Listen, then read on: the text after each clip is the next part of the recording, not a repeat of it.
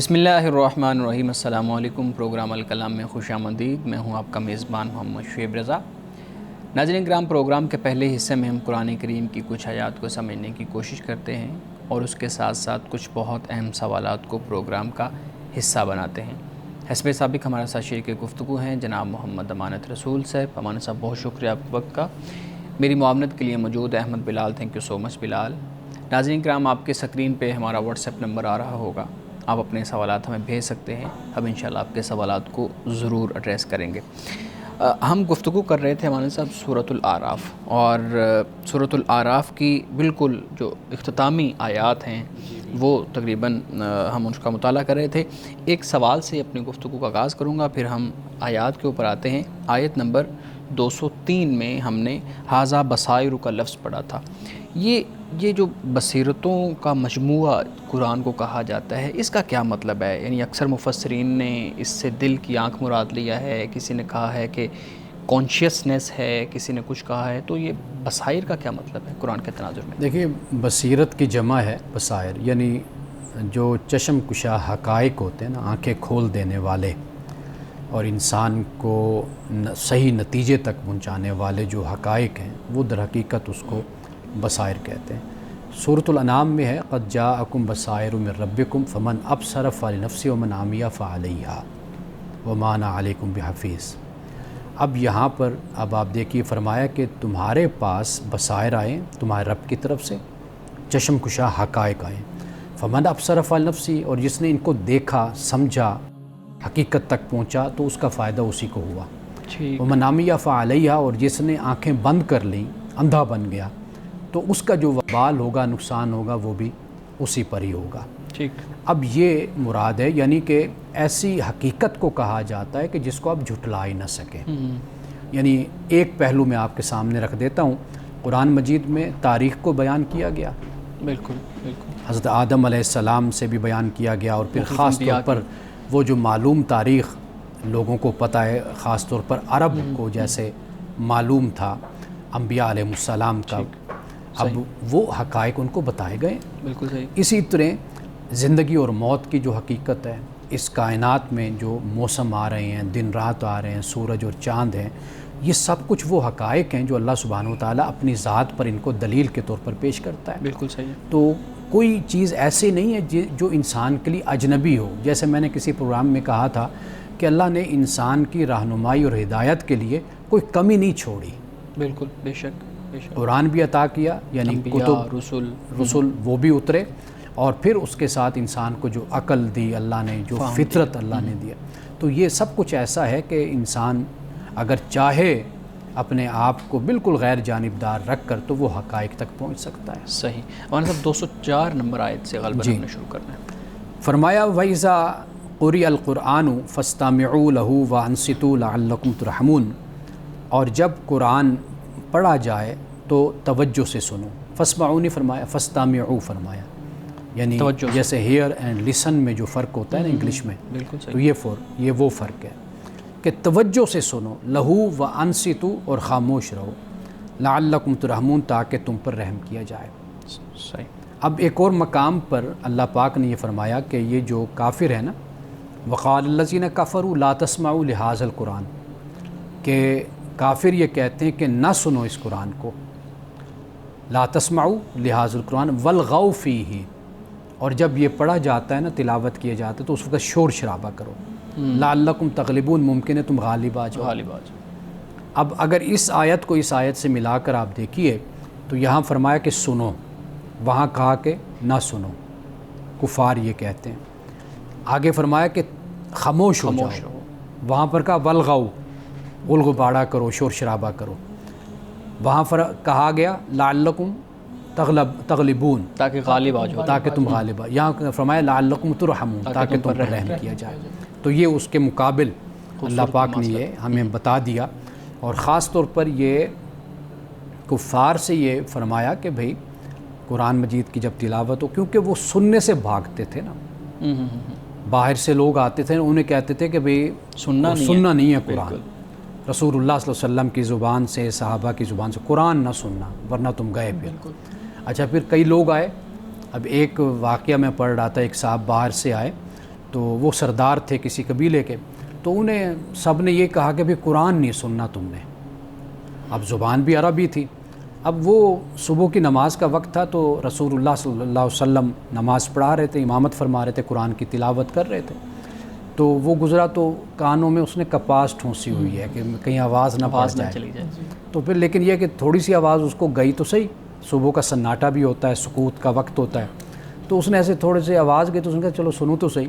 تو پھر وہ اس نے تھوڑی تھوڑی کپاس کر کے وہ ساری نکال دی. تو پھر اس نے سنا قرآن مجید. تو وہ پھر مشرف با اسلام ہو گئے، کلمہ پڑھ لیا، مسلمان ہو گئے. اس طرح بہت سے لوگ ہیں. یعنی ایک کافر رسول اللہ صلی اللہ علیہ وسلم کے پاس وہ آتا ہے اور کفار کہتے ہیں کہ وہ بڑا یعنی فصیح اللسان، گفتگو پہ بڑا کمال اس کو، خطیب تھا، ادبی شخص. ہاں خطیب، گفتگو کرنے والا، مقرر. وہ گیا رسول اللہ صلی اللہ علیہ وسلم نے قرآن کے ایک مقام سے، غالباً حمیم سجدہ ہے، وہاں سے آپ نے تلاوت فرمائی. جب تلاوت کی تو ایسا اس کا رنگ زرد پڑ گیا اور پریشان ہو کر واپس اپنے قبیلے کے پاس گیا. سارے دیکھ رہے تھے تو انہوں نے کہا بھئی تجھے ہم نے بھیجا تھا کہ جا کر وہاں کوئی گفتگو کرو گے، بات کرو گے، بحث کرو گے، تم وہاں پر خاموش ہو گئے. اس نے کہا کہ بھئی اللہ کی قسم جو محمد نے مجھے سنایا ہے نا، یہ انسان کا کوئی کلام نہیں ہے. اگر تم نہیں مانو گے تو خدا کا عذاب اترنے والا ہے. یعنی اتنی ہیبت اس پہ طاری ہوئی اور وہ اس آیت میں سجدہ بھی تھا.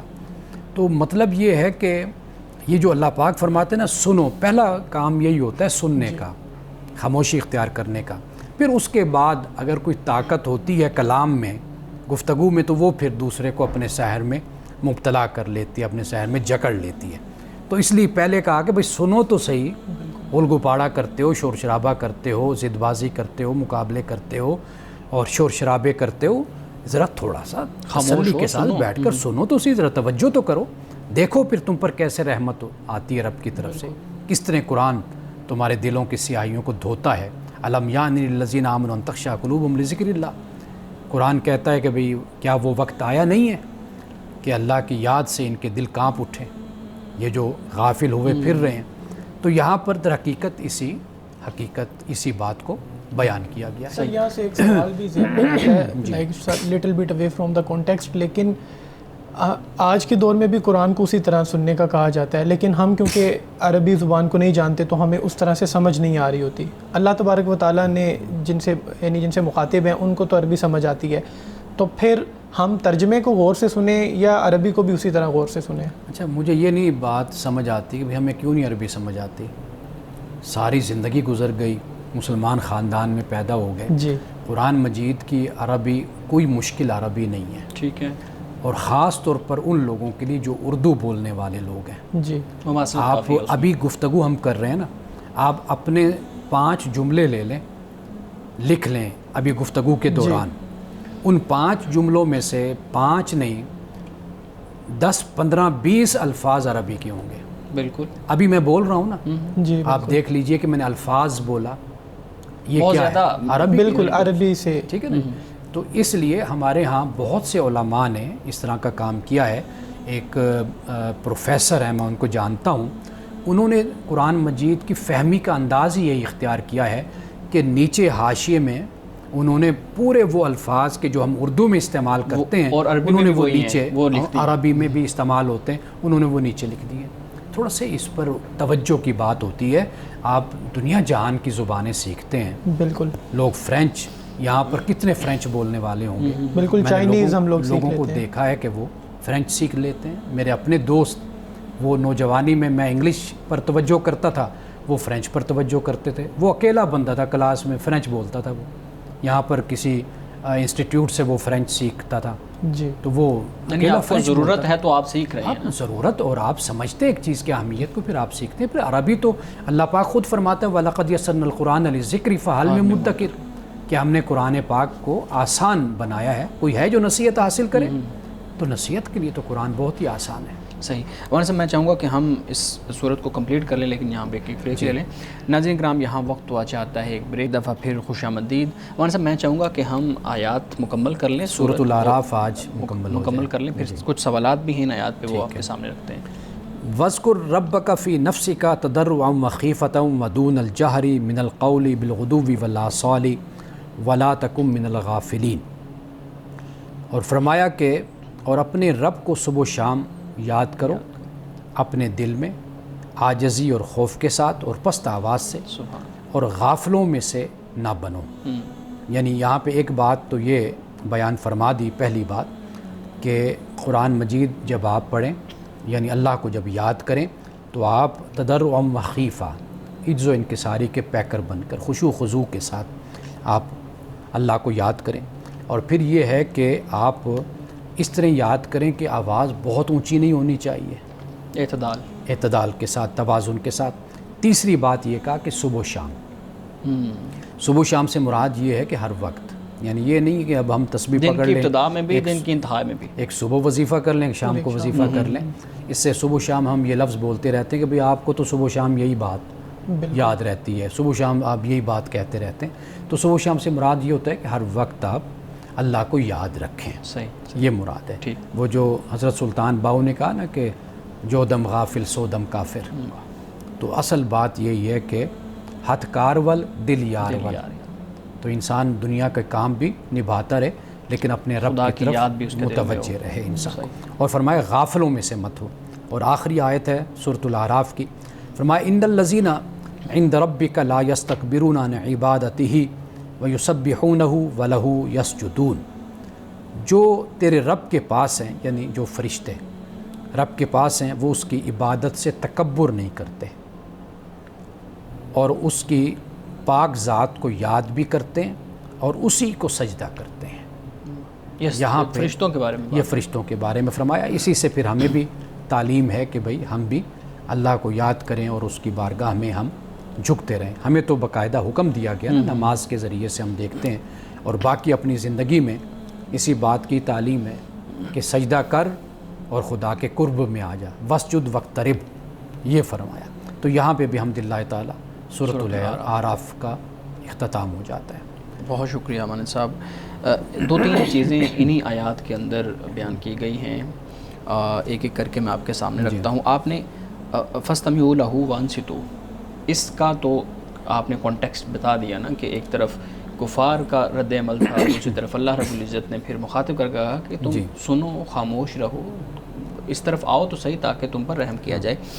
ہمارے ہاں اس آیت کو عام طور پہ اس تناظر میں بیان کیا جاتا ہے کہ نماز کے اندر آپ نے امام کے پیچھے خاموش رہنا ہے، سننا ہے، یا آپ نے خود بھی تلاوت کرنی ہے۔ جیسے ہم نماز پڑھ رہے ہیں، نماز ادا کر رہے ہیں تو ہم الحمدللہ سے شروع کرتے ہیں، پھر سورت ملاتے ہیں اور پھر اس طرح رکعت مکمل ہوتی ہے۔ تو اس تناظر میں اس کو لیا جاتا ہے، یعنی مقتدی کا قرات کرنا یا نہ کرنا۔ آپ کی اس پہ کیا رائے ہے، اور یہ جو قرات خلف الامام کا جو پورا معاملہ ہے اس کو آپ کس تناظر میں دیکھتے ہیں؟ قرآن مجید کی یہ آیت اس مسئلے کو بالکل حل کر دیتی ہے کہ جب قرآن مجید کی تلاوت ہو تو پھر خاموشی سے سنو، ٹھیک، اور جب تلاوت نہیں ہو رہی تو واضح بات ہے کہ پھر آپ پڑھ سکتے ہیں، تلاوت کریں۔ منع اس سے کیا گیا نا کہ جب تلاوت ہو رہی ہے تو پھر توجہ کے ساتھ اور خاموشی کے ساتھ پھر سنو، تو جب تلاوت نہیں ہو رہی تو واضح بات ہے کہ پھر انسان تلاوت کر سکتا ہے۔ ٹھیک ہے، تو یہ جو فقہا کے درمیان جو اختلاف ہے قرات خلف الامام پہ، اور بہت زیادہ دلائل بھی دیے جاتے ہیں۔ مجھے یاد ہے بلال صاحب جب ہم کلاس میں پڑھتے تھے تو اس پہ کئی دن لگ جاتے تھے اپنی بات کو اور جس فقہ کو آپ فالو کر رہے ہیں اس کو ثابت کرنے کے لیے، اور دوسرے کو جو ہے نا وہ دوسرے کی مخالفت میں پورے دن لگ جاتے تھے۔ تو یہ جو اتنا بڑا مسئلہ ہے، میں نے پہلے بھی کسی پروگرام میں کہا تھا کہ آپ اتنے سمپلی بیان کر دیتے ہیں کہ نہیں یہ قرآن میں نہیں ہے یا اس طرح نہیں ہے تو یہ مسئلہ ہی نہیں ہے، جبکہ اس کے اوپر تو ہمارے ہاں اتنا مسئلہ کریٹ کیا جاتا ہے، اتنی بحثیں کی جاتی ہیں کہ کتابوں کی کتابیں بھری پڑی ہیں اور جو ویڈیوز کی ویڈیو بھری پڑی ہیں۔ تو یہ جو قرات خلف الامام کا ائمہ کے درمیان مسئلہ ہے اس کو ہم کیسے سمجھ سکتے ہیں، وہ کیوں ہے، اگر آپ نے اتنا سمپلی بتا دیا ہے تو؟ دیکھیے، جب ابھی فقہ وجود میں نہیں آئی تھی یا اصول الفقہ وجود میں نہیں آئے تھے، جب ابھی علماء فقہا پیدا نہیں ہوئے تھے، تو اس وقت بھی تو لوگ دین پر عمل کر ہی رہے تھے، بالکل کر رہے تھے، نماز بھی پڑھ رہے تھے، روزہ بھی رکھ رہے تھے، زکوٰۃ بھی دے رہے تھے، حج بھی کر رہے تھے، سب کچھ ہو رہا تھا۔ تو لہٰذا یہ ہمارے فقہا کی، علماء کی اپنی تشریحات ہیں، ان کا استنباط ہے، ان کا استدلال ہے، ان کا استخراج ہے۔ وہ سر آنکھوں پر جس پر دل مطمئن ہوتا ہے وہ اس کو اختیار کر لے۔ قرآن مجید کی آیت سے تو ہمیں یہی مسئلہ معلوم ہوتا ہے کہ آیت ہمیں یہ بتا رہی ہے جب تلاوت ہو تو خاموشی اختیار کر لو، اور جب تلاوت نہیں ہو رہی تو واضح بات ہے کہ پھر آپ خود تلاوت کر سکتے ہیں اور آپ کو اس کا اختیار حاصل ہے، چاہے آپ امام کے پیچھے ہیں یا اکیلے نماز پڑھ رہے ہیں۔ قرآن مجید نے تو یہاں پر کچھ بھی نہیں بیان کیا نا، آپ امام کے پیچھے ہیں یا آپ نماز سے باہر ہیں یا نماز کے اندر ہیں۔ ٹھیک جی بلال، میں یہ کہنا چاہ رہا تھا کہ یہاں پہ ایک سوال یہ بھی پیدا ہوتا ہے نا کہ جس طرح آپ نے بتایا ہم جب یہ پڑھتے تھے تو ہمیں دلائل دیے جاتے تھے کہ ہمارے امام صاحب یہ کہتے ہیں، تو ایک سوال یہ پیدا ہوتا ہے چاہے وہ قرات خلف الامام کا مسئلہ ہو، رفع یدین کا مسئلہ ہو یا جو بھی ہو، تو وہ مخالفت والا ایلیمنٹ کیوں آتا ہے؟ جیسے آپ نے سوال جب کیا تو آپ نے بھی مخالفت کا لفظ استعمال کیا، تو میں یہی پوچھنا چاہتا ہوں کہ اختلاف بے شک رہے، ظاہر ہے دو ائمہ کرام نے الگ الگ دلائل کے ساتھ ایک بات کو ثابت کی ہے، تو اختلاف بے شک رہے، لیکن وہ مخالفت کیوں آتی ہے؟ ہمیں بھی جب پڑھایا گیا تو ہمیں یوں ہی لگتا تھا کہ وہ ہمارے مخالف ہیں۔ یہ ہمارے اپنے رویے ہیں جو تشکیل پاتے ہیں اپنے ماحول سے، اپنے حالات سے اور اپنے فرقے سے، اپنی جماعت سے، کہ ہم نے ہر صورت میں یہ ثابت کرنا ہے کہ ہم حق پر ہیں اور دوسرا باطل ہے یا دوسرا غلط ہے۔ علماء کے درمیان جو ہماری روایت ہے ائمہ کی، فقہا کی، وہ اتنی اچھی روایت ہے، وہ صرف یہ ہے کہ اگر امام صاحب رحمۃ اللہ علیہ ان کے مقابل اگر کسی عالم کی کوئی رائے ہے، کوئی امام کی، جیسے سفیان ثوری ہیں، اگر ان کی رائے ہے تو انہوں نے بھی اپنی رائے کو بیان کر دیا، اور دوسرے جو ہیں انہوں نے اپنی رائے کو بیان کر دیا دلیل کے ساتھ، نہ انہوں نے ان کی رائے پر جرح کی ہے، ان کے دلائل پر گفتگو کی ہے، نہ انہوں نے ان کے دلائل کو رد کیا ہے، نہ اس کا بطلان کیا ہے، نہ اس پر کوئی گفتگو کی ہے، دونوں نے اپنے اپنے دلائل بیان کیے اور دونوں اٹھ کر چلے گئے، نہ داڑیاں کھینچی گئی ہیں، نہ گریبان پکڑے گئے ہیں، نہ دشنام ترازی ہوئی ہے، نہ گالم گلوچ ہوا ہے، کچھ بھی نہیں ہوا، لیکن اب اپنی اپنی بات بیان کر کے دونوں اٹھ گئے۔ ہمارے بڑوں کے بزرگوں کی تو یہ روایت ہے۔ اب تو ہم یہ دیکھتے ہیں کہ میں اپنے کئی دوستوں کو جانتا ہوں جو اگر کوئی امام صاحب کے پیچھے قرات کرنے کو نہیں مانتا، مطلب وہ اس کے ساتھ نماز پڑھنا پسند نہیں کرتے، کوئی رفع یدین کرتا ہے تو اس کے ساتھ کھڑے ہو کر نماز پڑھنا پسند نہیں کرتے، اختلاف ہو آپ اکٹھے بھی تو کھڑے ہو سکتے ہیں، یہ رویہ پیدا کیوں نہیں ہو رہا؟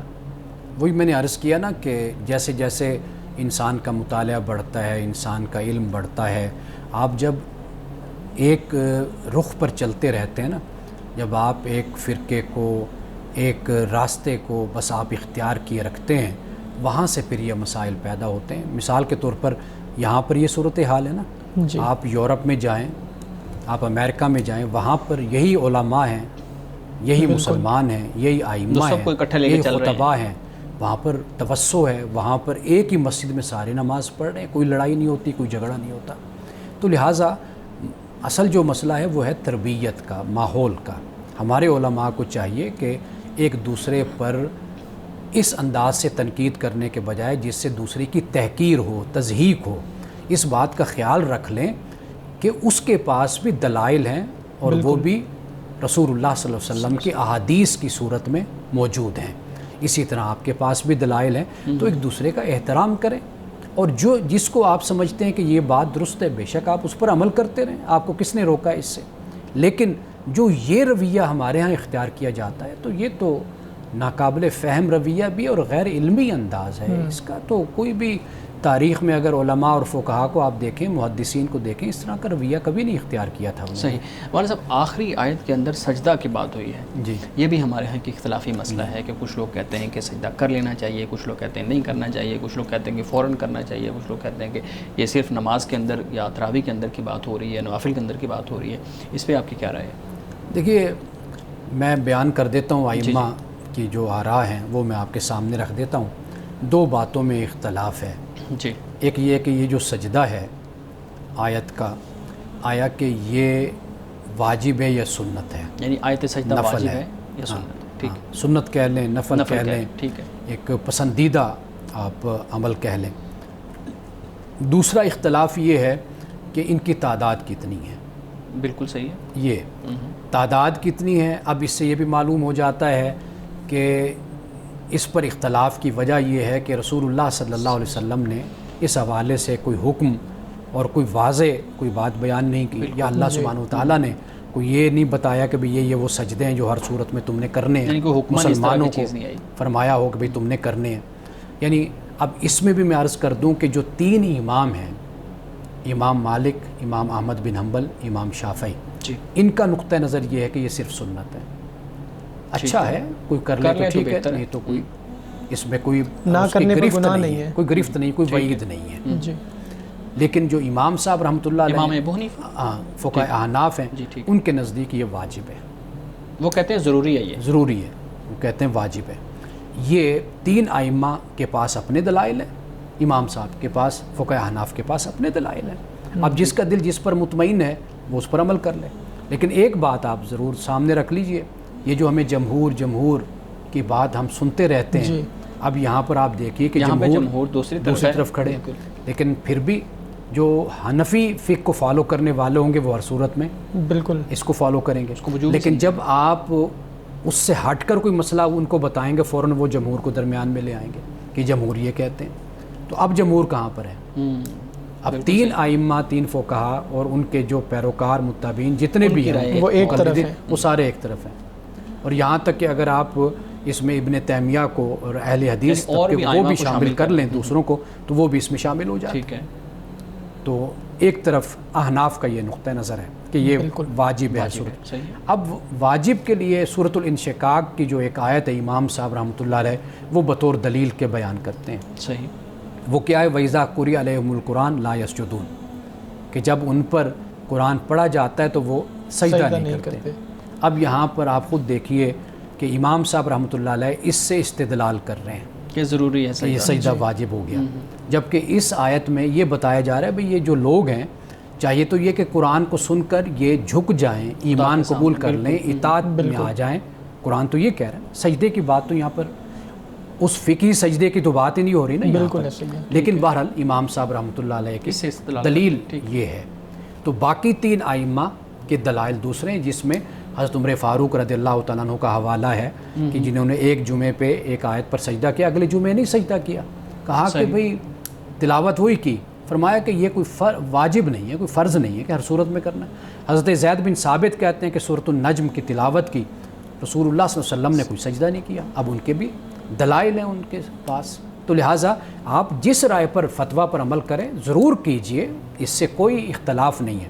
لیکن مہربانی کر کے دوسرے کی تضحیق اور تحقیر اور دوسرے کی جو بے ادبی اور جی سر، میں چاہوں گا کہ آپ سے موجودہ عالمی حالات کے متعلق بھی رہنمائی لی جائے. آپ یہ بتائیے گا کہ اسرائیل یہودی ریاست جس طرح سے وجود میں آئی، اسلام اس ایسی ریاست کے بارے میں کیا کہتا ہے، یا ایٹ لیسٹ جو مسلم امہ ہے اس کو کیا احکامات ملتے ہیں؟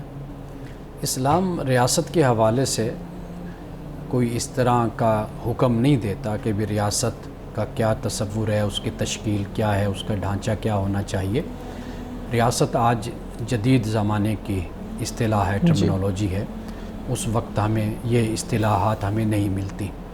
اور آپ کو معلوم ہے کہ جب ہم اسٹیٹ کی بات کرتے ہیں تو اس سے مراد یہی ہوتا ہے کہ اس کا اپنا ایک نظم سیاست ہوتا ہے، اس کی اپنی ایک فوج ہوتی ہے، ٹریٹری اس کی ہوتی ہے، اس کی کرنسی. یہ چیزیں ہم کہتے ہیں کہ یہ ایک ریاست ہے اور آزاد ریاست ہے. اسلام ہماری یہ رہنمائی ضرور کرتا ہے کہ ظلم نہیں ہونا چاہیے، یعنی عدل ہونا چاہیے، قسط ہونا چاہیے، انصاف ہونا چاہیے، انسانی حقوق ہیں ان کا تحفظ ہونا چاہیے. یہ بنیادی بات ہے. باقی جہاں تک آپ نے بات کی ہے کہ اسرائیل کا جو وجود ہے، ہمیں یہاں پر یہ ضرور فرق کرنا پڑے گا کہ زائونسٹ جن کو کہا جاتا ہے وہ اور یہودی، یہ 2 مختلف ہیں. ایک انتہا پسند جو گروپ ہوتے ہیں، گروہ ہوتے ہیں، ایسے ہر جماعت میں، ہر معاشرے میں، ہر جماعت میں، ہر قوم میں ہوتے ہیں. وہ ہمارے اندر بھی موجود ہیں. اور جس طرح زائونسٹ کا ایک پلان ہے زائونزم کا، اسی طرح ہمارے ہاں بھی کئی جماعتیں، تحریکیں، کئی اس طرح کے گروپ، ان کا بھی ایک پلان ہوتا ہے کہ بھئی دنیا پر ہم غلبہ حاصل کریں، دنیا ہمارے قبضے میں ہو اور دنیا پر ہم غالب ہو جائیں. یہ نقطہ نظر ان کا بھی ہے جنہیں ہم زائونسٹ کہتے ہیں. ٹھیک ہے. ہم اصل غلطی وہاں پر کر جاتے ہیں جہاں پر ہم یہودی اور زائونسٹ میں ہم فرق نہیں کر پاتے. اب آپ دیکھیں گے کہ اس وقت یورپ میں، امریکہ میں جہاں پر احتجاج فلسطینیوں کے حق میں ہوتے ہیں، اسرائیل کے خلاف ہوتے ہیں، نتنیاہو کے خلاف ہوتے ہیں، وہاں پر خود یہودی بھی بہت بڑی تعداد میں موجود ہوتے ہیں، اور صرف یہ نہیں کہ مسیحی ہوتے ہیں، وہاں پر مسلمان بھی ہوتے ہیں، وہاں پر یہودی بھی ہوتے ہیں، ہندو بھی ہوتے ہیں، سارے.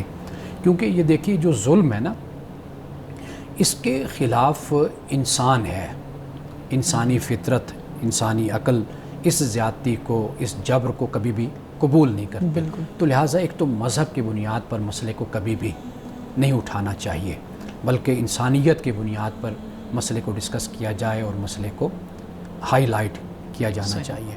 باقی جو اسرائیل کی ریاست کا معاملہ ہے، اب وہاں پر بھی اگر آپ دیکھیں گے نا، اسرائیل میں بذات خود وہاں پر بھی ان کی جو اپوزیشن ہے وہ حکومت کی مخالفت کرتی ہے، اور ان کے ان اقدامات کی بھی مخالفت کرتی ہے. وہاں سے بھی آوازیں اٹھتی ہیں. لیکن چونکہ اس وقت جو قابض ایک گروپ ہے وہ جارح ہے، اور وہ اسی زائونسٹ سوچ کا ہے، تو لہٰذا آپ کو یہ جو ظلم ہے اور یہ جو زیادتی ہے، یہ آپ کو معاشرے میں اور دنیا میں آپ کو ان کی طرف سے زیادہ نظر آ رہی ہے. تو اسلام جو ہماری رہنمائی کرتا ہے، اس کی رہنمائی یہی ہے کہ دنیا میں عدل ہو، انصاف ہو، قسط ہو، مساوات ہو، جبر نہ ہو، ظلم نہ ہو. یہاں تک کہ قرآن پاک تو یہ کہتا ہے کہ اگر تمہارا اپنا بھائی، یعنی اگر مسلمان بھی ہے، اگر وہ ظالم ہے، ظلم کرتا ہے، تو تم اس کے ہاتھ کو بھی پکڑو، اور اس کے خلاف بھی فَإِن بَغَتْ إِحْدَاهُمَا، یہ قرآن پاک نے بیان کیا نا، فَقَاتِلُوا الَّتِي تَبْغِي حَتَّىٰ تَفِيَ إِلَىٰ أَمْرِ اللَّهِ، کہ تم اس کے خلاف بھی تم قتال کرو، جنگ کرو. تو اسلام تو ہمیں اس بات کی تعلیم دیتا ہے. ایک سوال یہ بھی ذہن میں آتا ہے نا، جس طرح علماء کی طرف سے یا مذہبی طبقے کی طرف سے ہمیں یہ رغبت دلائی جاتی ہے کہ یہود و نصارہ کبھی بھی تمہارے دوست نہیں ہو سکتے، تو ہمیں کسی سے بھلائی کی بھی امید ہو، پھر بھی ہمیں یہ بتایا جاتا ہے کہ وہ تمہارے کبھی بھی دوست نہیں ہو سکتے. تو اس بات میں کتنی سچائی ہے، حقائق ہے، یا اس کو ہمیں کس پوائنٹ آف ویو سے دیکھنا چاہیے؟ قرآن مجید میں یہ آیات جہاں پر بیان ہوئی ہیں، جی، ان تمام آیات کو اکٹھا کر کے دیکھا جائے، قرآن پاک نے صرف وہ لوگ کہ جو آپ سے لڑتے ہیں، محارب ہیں، سامنے کھڑے ہوتے ہیں، آپ سے قتال کرتے ہیں، جنگ کرتے ہیں، قرآن نے ان سے لڑنے کا کہا ہے بس. باقی ان کے علاوہ جو بھی ہیں قرآن پاک نے کبھی نہیں. اس لیے ہمارے علماء نے، فقہا نے یہ لکھا ہے کہ جو جنگ ہوتی ہے نا، وہ ہمیشہ فساد فی الارض کی بنیاد پر اور اس سے ہوتی ہے جو لڑنے والا ہوتا ہے، جی، کفر کی بنیاد پر نہیں ہوتی. یعنی کوئی مسلمان نہیں ہے اس بنیاد پر نہیں ہے کہ چونکہ وہ مسلمان لہٰذا ہم اس کو مارنا ہے یا اس سے لڑنا ہے، نہیں، بلکہ جو ان میں سے جو بھی آپ کے خلاف کھڑا ہوتا ہے، چاہے وہ آپ کا مسلمان ہی کیوں نہیں، وہ آپ کے خلاف کھڑا ہوتا ہے تو آپ اس سے لڑیں گے. تو یہ جو قرآن مجید نے جو یہ کہا کہ لا تتخذوا اليہود والنصارى اولیاء، کہ تم ان کو دوست مت بناؤ، تو اس کا ایک خاص ریفرنس بنتا ہے، کانٹیکسٹ بنتا ہے، اس کا ایک پس منظر بنتا ہے، اس کو ہمیشہ مد نظر رکھا جانا چاہیے. سر اگر اب کے کانٹیکسٹ میں اگر دیکھ لیا جائے، جو ریسنٹ سچویشن ہے کہ فلسطین اور ایران دونوں کی جنگ چل رہی ہے اسرائیل کے ساتھ، تو اب ان کے جو بھی معاملات ہیں، جس وجہ سے بھی وہ جنگ چل رہی ہے، مسلم امہ کو کیا کرنا چاہیے ایسے حالات میں دیکھتے ہوئے؟ ان کو ایران اور فلسطین کی مکمل سپورٹ کرنی چاہیے. مسلم امہ کو کھل کر مظلوم کا ساتھ دینا چاہیے. آپ یہ دیکھیے نا کہ ایران نے تو پہل نہیں کی، ایران نے حملہ کیا ہے نا، ٹھیک ہے نا جی، ایران پر حملہ کیا گیا نا، بالکل. تو آپ اس بات کو چھوڑ دیجئے کہ وہ مسلمان ہے یا نہیں. ایران سے ڈیمانڈ کی جا رہی ہے اسرائیل کی طرف سے کہ وہ جوہری ہتھیاروں پر ڈیل کر لے، اور ان کو ایک ہی خطرہ ہے کہ اگر یہ جوہری ہتھیار حاصل کر لیتے ہیں تو یہ ان کو یہ بھی ایک ان کی باتوں میں سے ظاہر ہوتا ہے کہ یہ مسلمان اور بڑے جذباتی لوگ ہیں، ان سے ہمیں مکمل خطرہ ہے، اور ان کے لیے پھر اسرائیل کو تباہ کرنا کوئی بڑی بات نہیں ہوگی. تو کیا آپ کو کیا لگتا ہے کہ پھر ایران کو کیا ڈیل کر لینی چاہیے؟ دیکھیے UN ہمارے پاس ادارہ ہے، وہ ہر مرض کا، ہر مسئلے کا، ہر بیماری کا علاج ہے. یہ اس پہ خدا کا شکر ادا کرنا چاہیے کہ دنیا میں کوئی مرکز ہے، کوئی ادارہ ہے، کوئی جگہ ہے جہاں پر ہم جا کر اپنا مسئلہ پیش کر سکتے ہیں. اگرچہ اس سے بھی شکایات ہیں، بالکل، یہ ہر جگہ پر یہ مسائل چلتے رہتے ہیں، یہ تنازعات ہوتے ہیں. ادارے، مراکز ہر قوم کے، ہر شخص کی توقعات پر پورا نہیں اترتے، اس کے اپنے مسائل ہوتے ہیں، سیاسی وجوہات ہوتی ہیں، وہ اپنی جگہ پر. لیکن ہمارے پاس ایک ادارہ ہے، وہاں پر سارے مسئلے پیش کی جانے چاہیے۔ یہ جو جارحیت کی جاتی ہے، یعنی مثال کے طور پر کشمیر ہے، جی ایک استصواب رائے کو خود تسلیم کیا نہ تھا نا انڈیا نے، مانا تھا کہ ہم جو کشمیری ہیں ان پر چھوڑتے ہیں اس مسئلے کا حل، لیکن وہ اس طرف نہیں آیا نا، اس نے اپنے اس جبر کو قائم رکھا ہے۔ تو جب ایک ادارہ موجود ہے اور آپ اس کے مطابق ایک اس فیصلے کو بھی مان لیتے ہیں تو پھر آپ اس کو تسلیم کیجئے۔ آپ اقوام متحدہ ہے، وہاں پر مسئلے کو پیش کیا جائے، وہاں پر بات کی جائے۔ کس کو اس بات کا اختیار ہے کہ چونکہ مجھے اس سے خطرہ ہے تو لہٰذا میں اب اس پر حملہ کروں گا، میرے پاس یہ طاقت ہے تو میں اب اس کا یہ جو پورا ایک منصوبہ ہے اس کو میں تہس نہس کر دوں گا، تہوبالا کر دوں گا، ختم کر دوں گا۔ اگر یہی صورت ہر ملک اختیار کرنے لگ جائے تو پھر تو دنیا کا نظام کیسے چلے گا؟ بالکل، کسی کے پاس کوئی طاقت آ جاتی ہے، اس کے بعد وہ کہتا ہے کہ جی اب جو دوسرا کوئی ملک ہے تو میں اس کو جینے نہیں دوں گا، تو اس طرح تو مسائل حل نہیں ہوتے۔ اسرائیل کو کس نے اس بات کی اتھارٹی دی ہے کہ وہ ایک ایران ہے، اس کی سالمیت ہے، انٹیگریٹی ہے، اس کی وہ ایک پوری ریاست ہے، ان کی حکومت، ان کا اقتدار لوگوں کے ووٹوں کے ساتھ ان کو ملا ہے۔ جیسا بھی اندر کا نظام ہے، آپ اس سے 100 اختلاف کریں، ہم بھی اختلاف کرتے ہیں، لیکن بہرحال وہ ایک ریاست ہے، اسٹیٹ ہے۔ آپ کو کس نے اختیار دیا کہ آپ ان پر حملہ کر دیں اور پھر آپ اپنی مرضی کے مطابق نتائج حاصل کرنا چاہیں؟ تو یہ تو سیدھی سیدھی جارحیت ہے۔ یہ جو ناقابل تسخیر ہونے کا یہ جو آپ کہہ لیں کہ ایک کانسیپٹ ہوتا ہے کہ اب میرے پاس یہ کچھ آ گیا ہے کہ میں ناقابل تسخیر ہوں اور میں جس پہ چاہوں ظلم کر سکتا ہوں، جس کو چاہوں ختم کر سکتا ہوں، یہ جو نفسیات ہم نے دیکھنے میں ملنی ہیں خاص طور پہ اسرائیل اور ایران کی جنگ کے اندر، اور پھر ایران کا آگے سے جوابی اقدام جو ہے، آپ اس کو کس تناظر میں دیکھتے ہیں؟ دیکھیے، یہ جو مائٹ از رائٹ کا ہے نا، یہ بہت خطرناک چیز ہے۔ یعنی مثال کے طور پر آپ دیکھیے کہ یہ جو اپروچ ہے، یہ زائونزم کی جو اپروچ ہے، اگر آپ اسلامی ملکوں کو دیکھیں، اگر خدا نخواستہ یہاں پر اس طرح کی ذہنیت کے کوئی لوگ اگر اقتدار میں آ جائیں تو پھر کیا صورتحال بنے گی؟ تو لہٰذا قابو کیا جانا چاہیے، ایسے لوگوں کو کنٹرول کیا جانا چاہیے۔ جیسے انڈیا ہے، اس میں جو وزیر اعظم ہے انڈیا کے، ان کی جو ذہنیت ہے اس کو آپ دیکھ لیجئے۔ اس طرح کی جو ذہنیت رکھنے والے لوگ ہیں، ان کو حوصلہ شکنی ان کی ہونی چاہیے، اندر سے بھی اور باہر سے بھی، ورنہ یہ دنیا کے جو امن ہے، دنیا کا جو سکون ہے، اس کو تو یہ تباہ و برباد کر کے رکھ دیں گے۔ بہت سے لوگ یہ سمجھتے ہیں کہ ایران کا جو جوابی اقدام ہے وہ ٹھیک نہیں ہے، آپ کس کا کیا رائے ہے؟ جوابی اقدام، اس کے علاوہ ان کے پاس حل کیا ہے اس کا؟ یعنی آپ دیکھیے، اگر دشمن یہ خیال کرتا ہے کہ اب انہوں نے اتنا بڑا قدم اٹھایا کہ سائنٹسٹ ان کو قتل کر دیا، ان کے سربراہ آرمی چیف کو، پھر اپنے اندر جاسوس پیدا کر دیے، ان کے ذریعے سے یہ سارے کام کروائے، آپ دیکھیے کہ یہ ذمہ دار ریاست کا کوئی بھلا یہ کردار۔ امن صاحب، حدیث مبارکہ بیان کیجیے گا۔ یہ حدیث صحیح البخاری کی ہے اور حدیث نمبر ہے 5999۔ اگرچہ یہ حدیث طویل ہے، لیکن اس حدیث کا جو آخری حصہ ہے اس روایت کا، وہ میں یہاں پہ نقل کرتا ہوں۔ رسول اللہ صلی اللہ علیہ وسلم نے ایک ماں کو اپنے بچے سے لپٹتے ہوئے دیکھا، یعنی ماں نے اپنے بچے کو اپنی چھاتی سے لگایا ہوا تھا، تو رسول اللہ نے فرمایا، اللہ اپنے بندوں پر اس ماں سے بھی زیادہ رحم کرنے والا ہے جو یہ ماں اپنے بچے پر رحم کر سکتی ہے۔ یعنی جتنی محبت، جتنا رحم اور جتنی شفقت اور مہربانی یہ ماں اپنے بچے پہ کر سکتی ہے نا، اللہ اس سے کہیں زیادہ اپنے بندوں پر رحم کرنے والا ہے۔ ناظرین گرامی، اس دعا کے ساتھ اپنے پروگرام کا اختتام کریں گے۔ اللہ رب العزت حسن کلام اور تاثیر کلام عطا فرمائے، ہماری زبان کی گروں کو کھول دے اور سننے والوں تک خیر کا پیغام پہنچے۔ اجازت دیجیے، خدا حافظ۔